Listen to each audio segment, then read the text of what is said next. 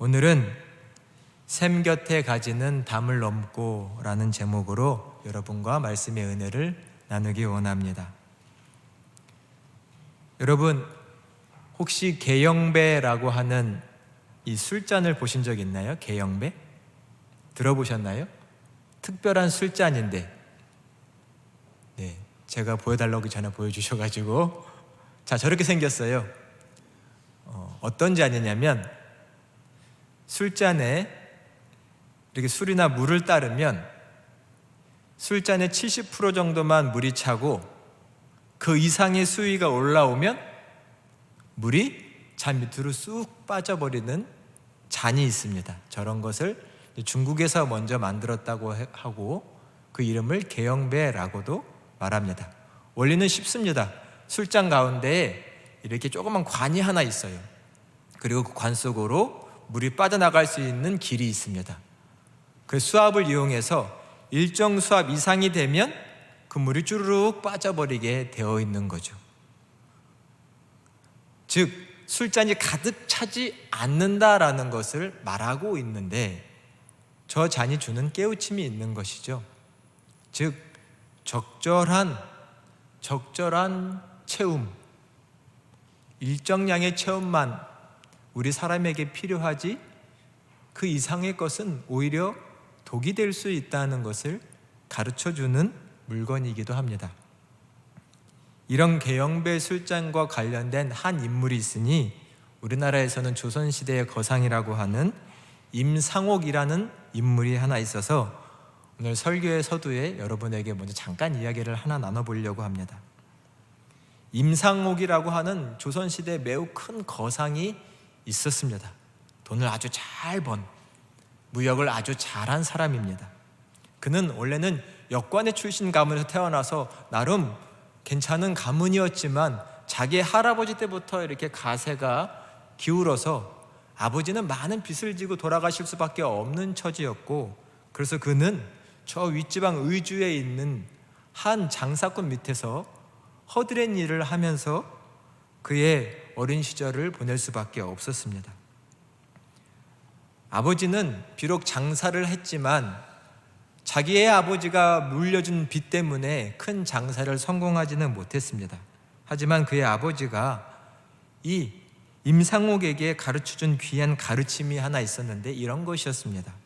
아들에게 가르침을 주기를 장사란 많은 이문, 즉 이익을 남기는 것이 아니라 사람을 남기는 데 목적이 되어야 한다. 장사의 목적은 신용이다. 신용만이 가장 최고의 자산을 남기는 것이다 라는 가르침을 아들에게 주었다고 합니다. 이런 임상옥이 자기의 주인, 자기에게 일을 맡기는 사람의 명을 따라서 어느 날 청나라에 가서 인삼을 팔게 되었습니다. 너무나 기분 좋게도 자기가 가지고 간 모든 인삼을 다 팔아서 500냥이라고 하는 돈을 벌었습니다. 기쁜 마음으로 돌아가는 길에 자기 일행들과 함께 술집에 들려서 술을 한 잔 먹으려고 하는데 그 술집에 보니 매우 젊고 아리따운 여자가 하나 있었는데 그 사정을 들어보니 자기의 술 주정뱅이 아버지가 술값을 갚지 못해서 자기의 딸을 그냥 술집에 팔아버린 것입니다. 이 얘기를 듣고 있던 임상옥이 갑자기 아버지의 말씀이 떠올랐습니다. 아버지는 장사에서 가장 중요한 것이 사람을 남기는 거라고 하셨는데 이 돈 몇 푼을 남기는 것이 아니라 사람을 얻는 거라고 하셨는데 라고 생각이 들면서 갑자기 자기가 가지고 있는 그 500냥을 다 줘서 그 여자를 놔주게 했습니다. 즉 그 값을 치러준 거죠. 사실은 그 500냥은 자기 돈이 다 아닙니다. 엄밀히 말하면 반은 주인의 돈이고 반은 미천을 이문을 남긴 자기의 돈이었는데 이 임상옥은 자기 주인의 돈까지 다 써가면서 그 여자를 풀어주게 된 것이죠. 물론 그는 돌아왔을 때, 조선 땅에 돌아왔을 때 자기 주인에게 이 일로 인해서 결국은 쫓겨나게 됩니다. 하지만 그는 독립해서 계속 장사를 했는데 후에 알려진 이야기 중에 하나는 그 장미령이라고 하는 노여진 여자가 중국의 고관대작의 첩으로 들어가서 그 여인이 이 임상옥에게 많은 인맥을 대줘서 중국의 많은 인삼과 물건들을 납품하는 거대 무역상이 되게 해줬다는 것입니다. 임상옥은 역사에도 나올 정도로 매우 큰 부자였습니다. 근데 그는 항상 자기가 가지고 있는 원칙이 하나 있었는데, 내가 번 돈의 20%는 항상 어려운 사람들을 위해서 쓴다는 겁니다. 자기에게 인삼을 납품해 주는, 인삼을 만들어주는 그런 농가를 위해서, 또 빈자들을 위해서 자기가 만든 그 많은 수익의 20%를 꼭 제공했다고 합니다. 언젠가는 현종 시절에 그 나라에, 이 나라에 깊은 수해가 들자 자기의 많은 재산을 다 그 수해 기금으로 내놓기도 해서 그가 평안도에서 벼슬을 받을 정도가 되기도 했다고 합니다. 벼슬을 받을 정도로 기부금을 내는 거면 얼마나 많은 위헌금을 냈다는 것일까요? 그만큼 그는 자기에게 부어지는 이 많은 물질을 자기의 것으로만 삼지 않은 사람이었습니다. 가득 차는 것을 경계해라. 이것이 아까 서두에 우리가 본 이 계영배라고 하는 이 술잔이 주는 의미입니다. 이 임상옥은 이 술잔을 늘 가지고 있으면서 가득 차는 것을 경계해야 된다라는 이 가르침을 늘 되새겼다고 합니다. 우리는 어떤가요? 가득 차는 것을 좋아하나요? 경계하나요? 좋아해요? 풍성한 것을 내 잔에 가득 채우지 않고 적당히 차면 그 이상의 것은 다른 사람의 잔에도 채울 수 있는 그런 믿음의 사람이 되어야 할 것입니다. 오늘 본문의 22절을 한번 같이 읽어볼까요? 오늘 본문 22절의 말씀입니다. 시작. 요셉은 무성한 가지 곧 샘 곁에 무성한 가지라.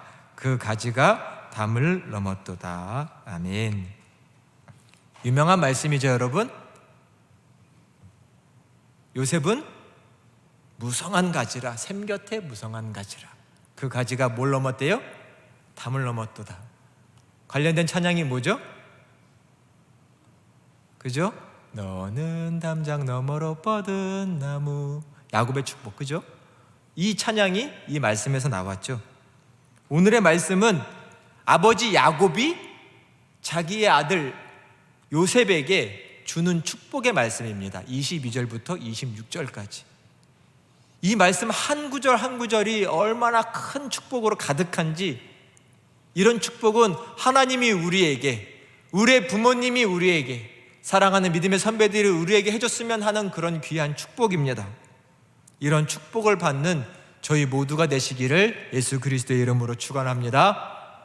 정말 이런 축복을 받는 삶이 되었으면 좋겠습니다. 너는 무성한 가지단다. 너의 가지가 담을 넘어간다. 이런 축복받는 인생이 되었으면 좋겠습니다. 우리 본문의 23절과 24절도 같이 읽어보겠습니다. 시작. 활 쏘는 자가 그를 학대하며 적개심을 가지고 그를 쏘았으나 요셉의 활은 도리어 굳세며 그의 팔은 힘이 있으니 이는 야곱의 전능자 이스라엘의 반석인 목자의 손을 힘입음이라. 아멘. 요셉을 가리켜 또 축복합니다. 활 쏘는 자들이 너를 쏘았으나, 여기서 활 쏘는 자라고 번역했지만 히브리어 원문은 활의 명수들 이렇게 정확히 써놨습니다. 활의 명수가 너를 쏘았으나 요셉은 그 활을 맞고 넘어졌나요? 아닙니다. 오히려 요셉의 활은 더 강하고 굳세서 넘어지지 아니하고 요셉의 팔은 더 힘이 세서 그들을 도리어 이겼는데, 그것은 무엇 때문이냐? 전능하신 하나님, 아버지 야곱의 하나님을 힘입었기 때문에 그렇게 승리할 수 있었다라고 아버지가 축복하고 있습니다. 요셉을 이기려고 수많은 사람들이 달려들었으나 아무도 요셉을 이길 수 없었다. 앞으로도 그럴 것이다 라고 아버지의 사랑 담긴 축복입니다. 요셉의 삶을 저희가 조금 알고 있죠. 요셉은 참으로 한숨과 눈물이 많은 인생이었습니다. 형들의 시기와 질투를 받아서 그는 여러 번 죽을 뻔했는데 깊은 굴 속에 던져지기도 했죠. 그냥 죽여버립시다. 서로 형들이 상의하는데 맏형의 만류로 간신히 죽임을 당하는 것을 모면해서 저 이집트로 팔려갑니다. 종살이가 시작된 것이죠. 보디발이라고 하는 장군의 집에서 그는 종으로, 나중에는 집을 관리하는 사람으로 높여지다가 갑자기 누구의 모함에 걸렸죠? 보디발의 아내, 아주 간악한 여자의 이 꾀임의 관계에 넘어가서 결국은 유혹에 넘어가지는 않았지만 철창 신세를 지게 됐습니다. 보디발의 감옥에 갇히면 왕의 감옥에 갇힌 거나 다름없어서 나오기가 매우 어렵습니다. 그렇게 열심히 일한 집안에서 그는 또 감옥 신세가 되었으니 얼마나 억울하고 힘이 듭니까? 그러나 요셉의 인생은 거기서 뭉개지지 않았습니다. 빵 굽는 신하와 왕의 술 맡은 신하 두 사람이 같은 날 꿈을 꿨는데 그 꿈을 해석해 주어서 빵 맡은 관원장은 죽고 술 맡은 관원장은 풀려났지요. 그 술 맡은 관원장이 분명히 요셉을 기억해 주고 그의 억울함을 풀어주기로 약속했는데 사람이 들어갔다 나오면 기분이 달라지는지 이 요셉을 다 잊어버리고 말았습니다. 받은 은혜를 깜빡한 거죠. 그런데도 요셉은 실망하거나 좌절하지 않았습니다. 오히려 하나님이 더 큰 기회를 주셨죠. 파라오의 꿈을 해석할 수 있는 놀라운 기회를 요셉에게 주셔서 그로 하여금 총리가 되게 만들어 주셨습니다. 그가 총리가 되었을 때도 많은 고관들이 요셉을 시기하여 그를 질투하여 그를 넘어뜨리고자 했으나 요셉을 이길 수 없었죠. 오늘의 본문의 말씀처럼 활 쏘는 자들이 요셉의 주변에 드글드글했지만 그 활이 제대로 요셉의 염통을, 심장을 뚫을 수 없었고 요셉을 쓰러뜨릴 수 없었습니다. 요셉의 활이 도리어 강했고 요셉의 팔이 더 강했다. 요셉의 인생이고 또 요셉을 향한 축복입니다. 아까 읽은 22절에 보니 요셉은 전능자 하나님을 의지하는데 그것을 22절에는 뭐라고 표현했냐면 샘이라고 표현했습니다. 요셉은 샘 곁에 심겨진 무성한 가지라. 샘은 여기서 전능하신 하나님을 말합니다. 무성하다는 것은 요셉이 받은 축복을 말합니다. 하나님께로 받은 복이 얼마나 많은지 그의 가지가 무성한 이파리가 있다라는 것이죠. 그가 받은 축복입니다. 광야에서 샘이란 생명의 원천이죠. 샘 곁에 심겨진 나무는 그 샘으로 인해서 보호를 받고 무럭무럭 자라갈 수 있습니다. 반대로 광야에서 샘 곁에 심겨진 나무는 그네 인해 곧 말라 비틀어져 버리는 것이죠. 오늘의 말씀에 요셉은 하나님의 복을 풍성하게 받은 가지다라고 말하고 있습니다. 더 중요한 것 한 가지가 있죠. 22절에 보니 요셉은 무성한 가지인데 그 다음이 중요합니다. 뭐죠? 그 가지가 담을 넘어갔다. 그 무성한 가지가 담을 넘어갔다. 이 말씀이 축복인 줄로 믿습니다. 무성한 그 가지가 담을 넘어갔다. 오늘 아까 김도한 청년이 와서 필리핀 선교에 대해서 얘기했죠. 조금 아쉽게도 PPT가 잘 준비가 못 돼서 전달이 잘 안 됐지만 그 마음은 충분히 전달이 된 줄로 믿습니다. 단기 선교가 갑니다. 기도의 제목이 있으니까 여러분 꼭 주보를 챙겨 가셨다가 기도해 주시기 바랍니다. 선교를 간다는 것은 담을 넘어간다는 걸 말합니다. 단순히 이 말은 국경을 넘어간다 이런 얘기를 하는 게 아닙니다. 하나님께서 우리에게 주신 그 큰 복, 그 무성하고 풍성한 복을 다른 사람에게 나누어 주러 가는 것입니다. 내게 주신 은혜가 너무나 크니 그것에 감사하는 마음으로 먼 나라까지, 언어가 통하지 않는 민족에게까지 가서 이 은혜를 전해보겠다고 하는 것입니다. 선교란, 전도란 하나님의 사랑, 이 십자가의 사랑, 그 큰 은혜에 감동받은 사람이 움직여 나아가는 것을 말합니다. 다른 사람, 저 사람들에게도, 저 영혼들에게도 예수님을 알리고 싶다. 하나님을 알았으면 좋겠다. 우리 단기 선교팀을 꾸리고 있는 우리 청년들 다 이 마음인 줄로 믿습니다. 이 마음을 확인하고 더 풍성히 하고 돌아오는 단기 선교 여정이 되기를 간절히 축복합니다. 하나님께서 주신 이 큰 은혜, 내게 부어주신 이 많은 은혜를 나는 전하고 오겠다라는 것입니다.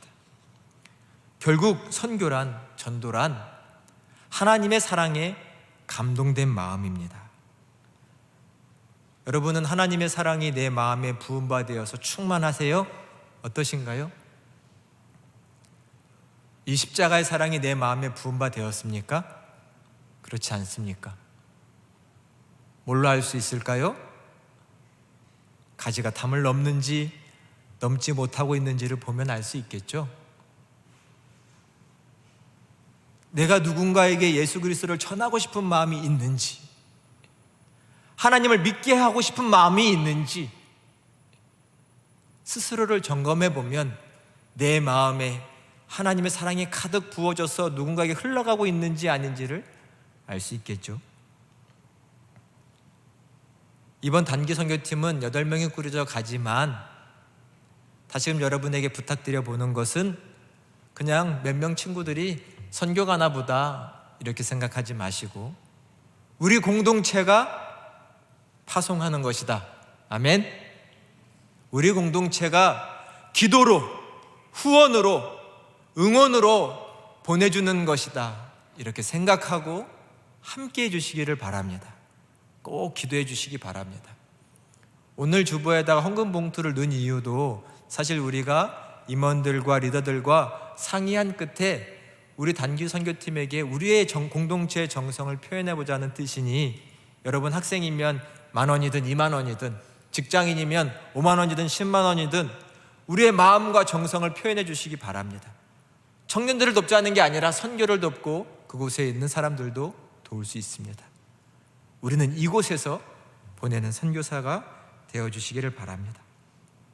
선교란 내가 받은 이 많은 복 한번 전하는 겁니다. 나누는 것입니다. 그런 귀한 사역을 이루고 오시는 우리 단기 선교팀이 되었으면 좋겠습니다. 자, 우리 25절의 말씀을 같이 한번 봉독해 보겠습니다. 25절입니다. 내 아버지의 하나님께로 말미암나니 그가 너를 도우실 것이요 전능자로 말미암나니 그가 내게 복을 주실 것이라. 위로 하늘의 복과 아래로 깊은 샘의 복과 젖먹이는 복과 태의 복이로다. 아멘. 25절에 보면 요셉이 받은 많은 축복이 다 나와 있습니다. 아버지가 사랑하는 아들을 축복하면서 뭐라고 말하냐면 하늘의 복과 땅의 깊은 복, 하늘과 땅의 복이면 모든 복이죠. 하늘의 복이란 당시에는 하늘에서 내리는 비와 이슬 이런 것을 말했습니다. 비가 내려야 식물이, 농작물이 크죠. 풀들이 자라야 목축업이 될 수 있습니다. 이슬이 내려야 합니다. 하늘의 복과 땅에 깊은 샘이 터져야, 물이 있어야 자랄 수 있고 수확물을 거둘 수 있는 것이죠. 물이죠, 물. 이 복이 사랑하는 나의 아들 요셉에게 있기를 원한다. 또 늘 영원히 있을 것이다 라는 것입니다. 또 말하기를 젖먹이는 복과 태의 복, 즉 자녀를 말하는 것이죠. 가문의 번창함을 말하는 것입니다. 너가 하는 모든 일이 잘 되고 네가 꾸리는 모든 가정이 번성하기를 원한다. 이만한 축복이면 모든 축복이라고 말할 수 있겠죠. 이런 놀라운 축복, 모든 축복을 받아 누리시는 우리 허그 공동체가 다 되시기를 예수 그리스도의 이름으로 축원합니다. 정말 이런 축복 하나님께 기도하시고 서로에게 이런 축복을 하실 수 있기를 바랍니다. 요셉은 참으로 축복받은 사람이었죠. 그는 애굽의 총리가 되었습니다. 그의 명예가 회복되었고 애굽의 1등 가는 총리니 많은 권세를 가지게 되었고 그에 따른 많은 물질도 가지게 되었습니다. 그러나 그는 이 많은 축복을 자기를 위해 사용하지 않았습니다. 가난해져서 먹을 것이 없어서 자기 앞에 무릎을 꿇은 많은 형들이 있었습니다. 자기를 죽이려고 했고 자기를 팔아버린 내 형들이 지금 내 앞에 와서 무릎을 꿇고 있는데, 요셉은 그 형들을 향해 분풀이하지 않았고 그의 화를, 그의 한을 자기가 가진 권세와 명예로 풀지 않았습니다. 그는 자기가 가지고 있는 것을 자기만을 위해 쓰지 않고 오히려 형들에게, 어려움에 처한 가족들에게 나눠주었죠. 이스라엘 백성들을 구원했고 더 넓게는 많은 민족들을 요셉은 자기가 가진 지혜와 능력으로 구원해 주었습니다. 하나님이 주시는 것을 그는 자기만을 위해 쓰지 않고 나눠줬던 것이죠. 이것이 복받은 요셉의 인생이었고, 그러기에 그의 아버지는, 하나님은 그에게 더 큰 축복을 주신 줄로 믿습니다. 하나님이 우리에게 주신 풍성한 복이 무엇인가요? 나는 복받은 거 하나 없습니다. 여러분 그렇게 생각 드세요? 우리는 무성한 가지입니다. 무성한 가지란 샘 곁에 심겨진 나무. 하나님께 거하고 있는 자, 하나님 안에 거하고 있는 자는 모두가 다 무성한 가지인 줄로 믿습니다. 우리는 하나님께로부터 받은 많은 복이 있습니다. 헤아려 보십시오. 헤아려 보십시오. 내게 얼마나 많은 복이 있는지. 이것도 없고 저것도 없고 다 없네요, 이게 아니라 하나님이 주신 복을 헤아려 보십시오. 하나님이 얼마나 많은 복을 내게 주셨는지를, 그리고 그 복을, 축복을 하나님이 어떻게 쓰기를 원하시는지를 생각해 보십시오. 그러면 우리는 요셉같이 무성한 가지, 담을 넘는 가지로 이 생을 살아가게 될 것입니다. 이미 우리는 무성한 가지다라는 생각을, 그 신앙을 가지시기를 바랍니다. 우리는 이 복을, 이 축복을 흘려보내는 자로 부름받았지, 매번 없는 자처럼 주세요 주세요 주세요 하는 자로 부름받지 않았습니다. 너는 이미 무성한 가지다, 샘 곁에 심겨진. 이러한 신앙으로 하나님 앞에 여러분의 인생을 바로 세우시기를 바랍니다. 캘리포니아에 백미 대왕이라고 이름 붙인 별명을 가진 김종림이라는 사람을 제가 한번 소개해 드린 적이 있는데, 조금 옛날이니까 한번 더 소개해 드려 보겠습니다. 한번 사진을 보여주세요. 미국에는 지금 그분의 작은 땅에 있는 묘비밖에는 없는데, 이분은 1907년, 정말 옛날이죠. 거의 120년 전쯤입니다. 1907년경 캘리포니아로 이주를 해간 매우 가난한 농사꾼이었습니다. 그는 남의 땅을 빌려서 농사를 지었는데 너무나 흉년이 들어서 결국은 많은 빚을 지고 거의 노예와 다름없는 소작농의 삶을 살 수밖에 없었습니다. 그 당시의 소작농은 주인에게 자기가 거둬들인 것의 90%를 줘야 했습니다. 사람 사는 게 아니죠. 20, 30%를 떼주는 게 아닙니다. 자기가 거둬들인 곡식의 90%를 줘야 하니 어떻게 살아갈 수 있을까요? 근데 이 김종림이라고 하는 이 사람은 그 상황 가운데서도 정말 성실히 일했고 모아서 조금씩 자기의 땅을 사들이기 시작했습니다. 조금씩 얼마나 성실했고 근면했을지가 생각이 됩니다. 그가 나중에 보니 땅을 무려 400만 평이나 샀습니다. 가능한 일일까요? 저는 머리를 아무리 굴려봐도 사실 가늠이 되지 않았는데, 400만 평이라고 하는 땅에서 매해 200만 석이나 되는 쌀을 수확했다고 합니다. 그는 밀을 주식으로 하는 그 땅에서 쌀을 고집했다고 합니다. 아주 품질 좋은 쌀이 재배되었고 그것을 팔아서 많은 부를 얻게 되었습니다. 그래서 캘리포니아의 백미 대왕이라는 별명까지도 가지게 된 것이죠. 먼 나라로 이주해 간 가난한 농사꾼이 대농이 되었던 것이죠. 근데 그는 자기가 그렇게 많은 땅을 얻고 또 그곳에서 그렇게 품질 좋은 쌀이 재배되고 풍성이 재배되는 것을 하늘의 은혜로 생각을 했습니다. 그리고 그는 자기에게 부어진 이 풍성한 물질을 한 가지 목적을 위해서 쓰려고 원했습니다.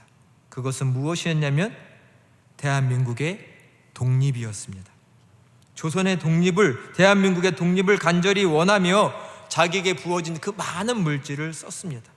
그래서 독립의 운동의 소식들을 전하는 그 신문사에다가 현대식의 인쇄기를 사주고, 또 대한민국 임시정부에 지원금을 보내고, 또 미국에서는 1920년에 캘리포니아라는 땅에 윌로우스 한인 전투학교를 세웠습니다. 한인 전투 비행학교. 전투 비행을 위한 부지를 사고, 거기에 필요한 비행기를 사고, 필요한 모든 경비를 대어서 대한민국의 독립을 위해서 군인을 양성하는 그 학교를 만들었던 것이죠. 이 비행 전투학교는 후에 대한민국 공군의 큰 뿌리가 되었던 것입니다. 자기에게 부어진 이 많은 축복을, 물질을 자기만을 쓰지 않고 정부와 이 나라 이민족을 위해서 썼던 것입니다. 바로 웃긴 여기 앉아 계신 모든 분들이 샘 곁에 무성한 가지가 되셔서 하나님의 큰 축복을 담을 넘어 누군가에게 나누어 주시는 그런 귀한 삶을 다 살게 되시기를 주님의 이름으로 축복합니다. 그런 소망을 가지시기를 바랍니다. 담을 넘어가야 합니다. 하나님, 내 인생은 담을 넘어가는 인생이 되기를 원합니다. 그런 무성한 가지로 살기를 원합니다. 이런 고백을 담아 살아갈 때 하나님께서 우리를 통하여 놀라운 일을 이루어 가실 겁니다. 우리 단주 선교팀 담을 넘어 귀한 사역을 이루고 오시기를 바랍니다. 또 여기 앉아있는 우리 모든 청년들, 모든 예배자들, 하나님의 무성한 가지로서 담을 넘어 하나님께 귀하게 쓰임받는 여러분이 다 되시기를 예수 그리스도의 이름으로 축원합니다. 기도하겠습니다.